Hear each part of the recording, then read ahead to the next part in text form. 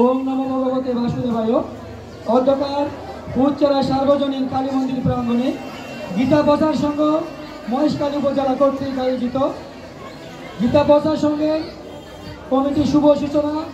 শত শত গ্রন্থে গীতা পাঠ ও এসএসসি পরীক্ষায় উত্তীর্ণ সনাতনী ভাই বোনদের সম্বর্ধনা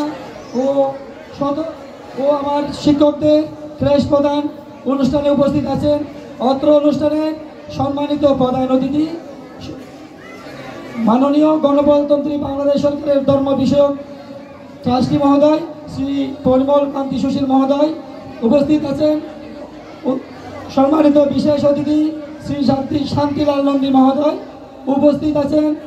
শ্রী বিভিন্ন জায়গা থেকে বিভিন্ন মন্দির থেকে আগত সম্মানিত অতিথিবৃন্দ এবং উপস্থিত গীতা প্রচার সংঘের সম্মানিত উপদেষ্টা ও সদস্যবৃন্দ উপস্থিত আছেন।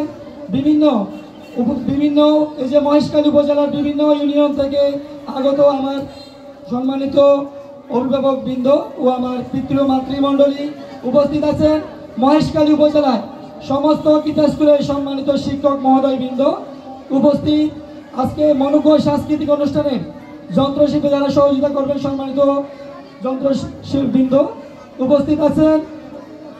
বিভিন্ন গীতা স্কুল থেকে আগত আমার প্রাণপ্রিয় ছোট বড় ভাই বোনেরা ও অত্র অনুষ্ঠান সার্বিক সহযোগিতা করার জন্য যারা সর্বোচ্চ পরিশ্রম করেছেন সবাইকে আমি জানাই গীতা মৃত শুভেচ্ছা নমস্কার।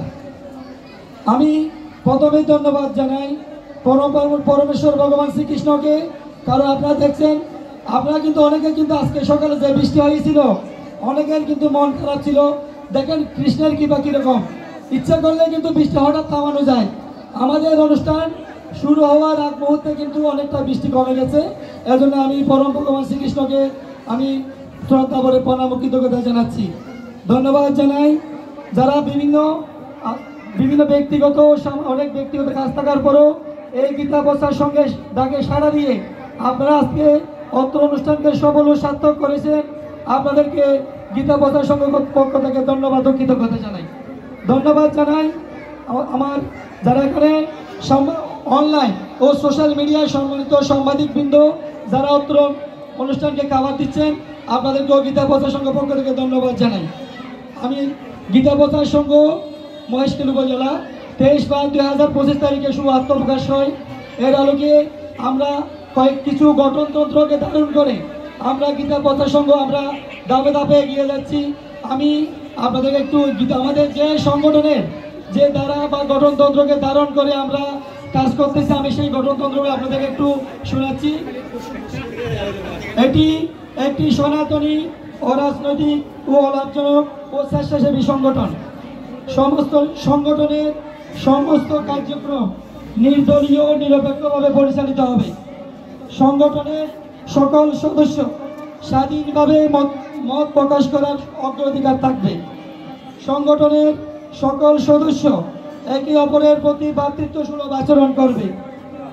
সংগঠনের যে কোনো উদ্যোগ ও সিদ্ধান্ত গ্রহণ করার সময় সকল সদস্যদের সক্রিয়ভাবে অংশগ্রহণ করতে হবে। সংগঠনে কোনো প্রকার গ্রুপিং করা যাবে না। মাসিক সভায় সংগঠনের সকল সদস্যদেরকে উপস্থিত থাকতে হবে।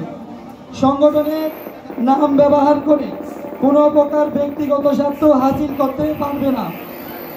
সংগঠন কর্তৃক অর্পিত দায়িত্ব যথাযথভাবে প্রত্যেক সদস্যকে পালন করতে হবে।